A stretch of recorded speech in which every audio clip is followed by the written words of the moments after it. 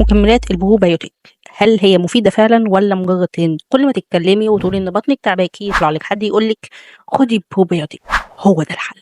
هل هو فعلا حل سحري؟ ده اللي هنعرفه النهارده.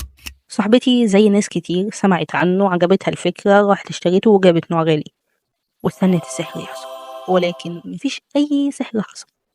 وده اللي خلاها تكلمني وتقول لي إنها اشترت بروبيوتيك.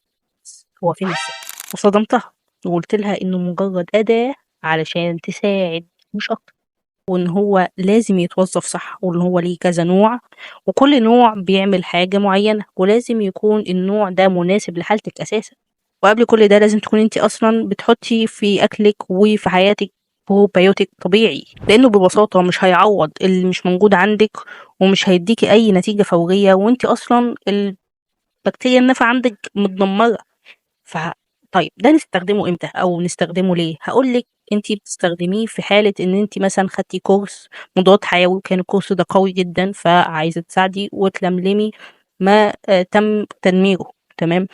إيه تاني؟ أنتِ أصلًا بقى عندِك مشاكل في الجهاز الهضمي بشكل مزمن، فالدكتور كاتب لِك عليه، إنما أي ترند نروح نجري وراه ده غلط، ده ممكن ما يساعدناش خالص. أهم حاجة تاخدي البروبيوتيك بتاعِك بشكل طبيعي من الحاجات اللي قُلناها في الفيديوهات اللي فاتت. لو ما شُفتيش الفيديوهات اللي فاتت ديّة سلسلة كاملة فشوفيها هتنفعِك، وبتكلمِك كلّها عن الميكروبيوم. فقبل ما تشتري أي حاجة اتأكدي إنها تناسبِك، استشيري مختص، و اتأكدي إنِّك تكوني مضبّطة أكلِك ونومِك وحركتِك، واعملي save للفيديو ده لو حاسّاه مفيد وابعتيه لحد لو شايفاه بيجري ورا أي trend، وما تنسيش تتابعيني وعيشيها بصحة.